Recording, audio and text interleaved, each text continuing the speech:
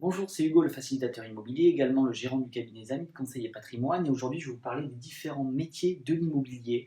Quels sont-ils? Parce que on a beaucoup de personnes qui nous demandent quelles sont les différences en nous contactant. Et c'est pour ça que cette vidéo va vous intéresser, je pense, et vous expliquer quels sont les différents métiers et qu'est-ce que font ces différents interlocuteurs exactement, qu'est-ce qu'ils apportent, qu'est-ce qu'ils peuvent vous apporter et qu'est-ce qu'ils font de manière générale. Alors, on commence maintenant et ce qu'il faut savoir en priorité, c'est quelles sont les accréditations qu'ont ces personnes. Ces personnes-là ont tous une carte T, où il y a du moins quelqu'un, ce sont en général des sociétés, soit qui détiennent une carte T, donc une carte, c'est une accréditation qui permet de faire la transaction sur immeubles et fonds de commerce, donc tout ce qui est vente immobilier professionnel, immobilier ancien, immobilier neuf. En général, voilà, ce sont ces trois types d'immobilier qui sont réalisés. Ou alors ce sont des personnes qui ont des délégations, c'est-à-dire que c'est des personnes qui ne sont pas en société mais qui sont en entreprise, qui ont un statut d'entrepreneur, qui utilisent des accréditations via un contrat de travail et qui ont le droit derrière de vendre de l'immobilier.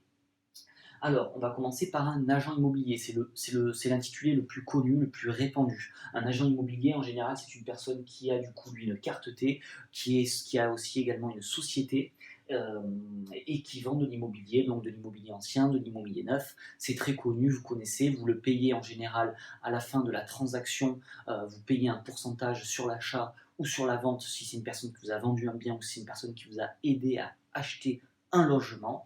Et en général, sur toutes les plateformes, les différents canaux, les différentes agences, vous vous adresserez à un agent immobilier. Il y a également maintenant le terme de chasseur immobilier qui émerge de plus en plus, notamment au niveau investissement locatif, mais également sur l'investissement résidence principale.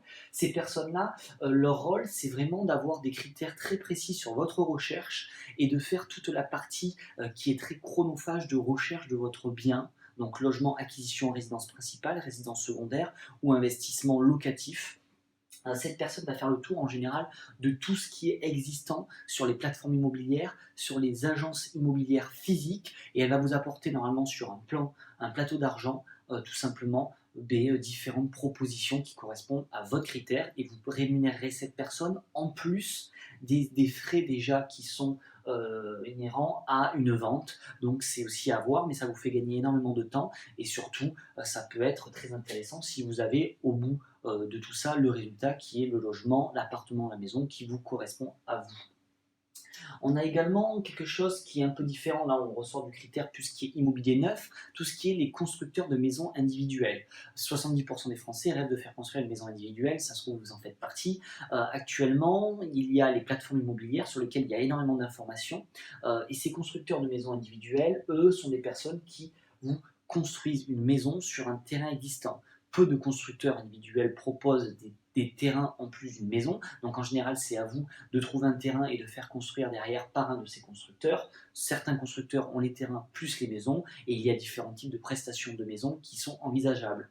C'est tout simplement des budgets qui sont assez élevés de construire une maison individuelle, il faut le savoir, et il y a différents interlocuteurs, voilà, qui font de l'entrée de gamme, du moyen de gamme et du haut de gamme. Et en général, c'est un contrat qui vous lie avec le constructeur et vous réglerez par échelonnement des paiements. Et ça, c'est à voir, c'est un montage assez spécifique qu'il faudrait faire avec, effectivement, soit avec un banquier, avec votre banquier, soit avec des courtiers en prêt immobilier qui connaissent très bien. Vous avez différents avantages comme les prêts à taux zéro aussi dessus qui peuvent venir faire gonfler vous également un achat ou plutôt la construction d'une maison. À vous de vous renseigner au niveau du financement.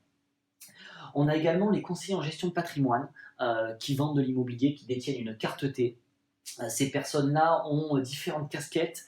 C'est un métier qui nécessite beaucoup de compétences et beaucoup de compétences et de connaissances. Ce sont des personnes qui font également de l'intermédiaire en assurance, c'est-à-dire qu'ils peuvent vous proposer tout ce qui est assurance vie, différents types d'assurance, prévoyance, mutuelle, assurance vie, paire, plein de produits de placement et autres. Mais ce sont des personnes qui font de l'immobilier, qui font des intermédiaires en assurance, qui font également tout ce qui est IO, BSP, donc tout ce qui est, comme je vous disais tout à l'heure, services de paiement et services services de financement, donc c'est-à-dire le financement bancaire pour vous aider dans votre prêt immobilier. Ce sont également des personnes qui font du conseiller en investissement financier, donc tout ce qui est sur un bilan patrimonial plus global, sur votre situation plus globale, plus générale.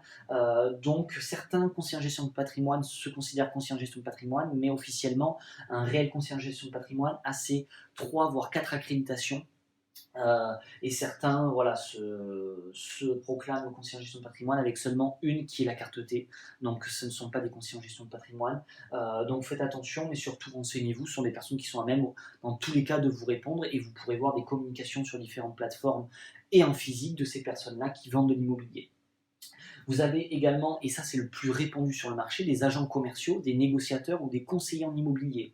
Voilà, il y a différents types de sociétés, notamment des sociétés comme IAD, qui ont un modèle basé sur des agents commerciaux. Donc une société détient une carte T, et après il y a énormément d'agents commerciaux sur tout le territoire français qui vendent de l'immobilier, et vous allez avoir en général 60% pour 70% des offres qui sont communiquées sur Internet, qui sont via des agents commerciaux.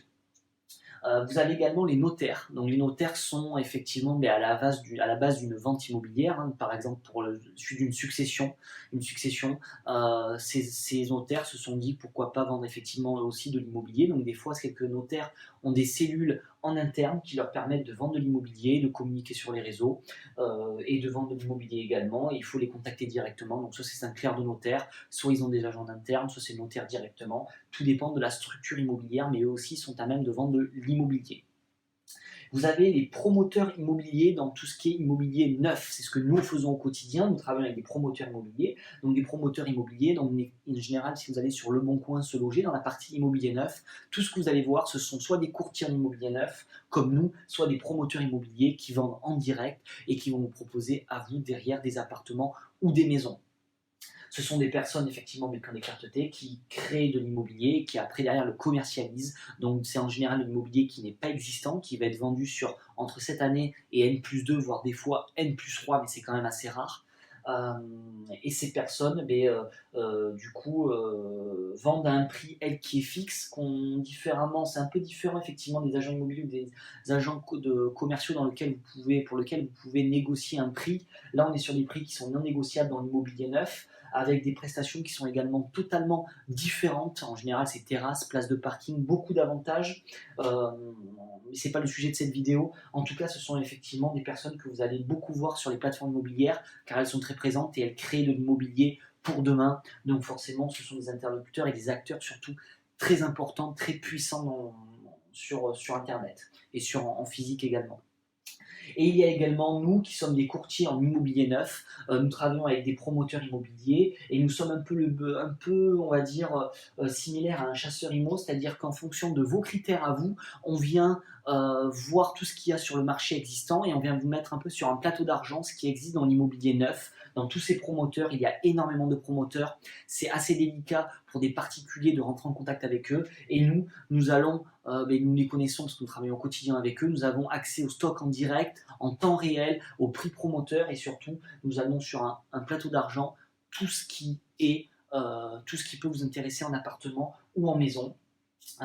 Il faut savoir que pour des courtiers en immobilier neuf, c'est différent qu'un chasseur immobilier. Vous n'avez aucun frais supplémentaire à dépenser pour des interlocuteurs comme nous, car nous sommes rétrocédés directement par le promoteur immobilier.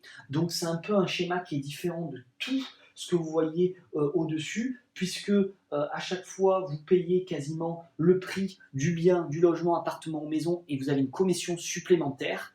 Mais pour tout ce qui est promoteur, courtier, conseiller en gestion de patrimoine notamment, vu que c'est relatif à l'immobilier neuf, le système de de commission et de rétrocession pour vous est différent. Vous payez un prix et vous n'avez rien à payer de plus, tout simplement parce que dans l'immobilier neuf, les promoteurs qui construisent de l'immobilier vendent en avance et du coup avancent les frais pour commencer la construction.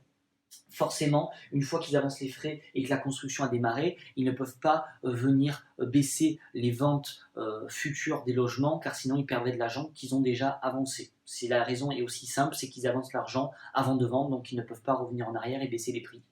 Ce qui est différent dans l'immobilier ancien, qui est existant, donc ça existe, vous pouvez demain entrer dans un logement, on vend quelque chose qui existe, donc il n'y a pas de frais pour la construction de ces logements et vous payez le prix qui est indiqué par le vendeur. J'espère que cette vidéo sur les différents métiers de l'immobilier, les différents interlocuteurs que vous aurez à faire sur les différentes plateformes immobilières ou en physique au sein de rencontres ou autres, des panneaux que vous voyez publicitaires dans la rue, vous auront aidé et vous montrer tous les différents interlocuteurs qui sont amenés à vendre de l'immobilier, immobilier ancien, immobilier neuf, n'importe quel type d'immobilier. Je vous dis à très vite pour de nouvelles vidéos. Je vous invite à soit liker la vidéo, soit la partager et je vous dis à très vite. Au revoir.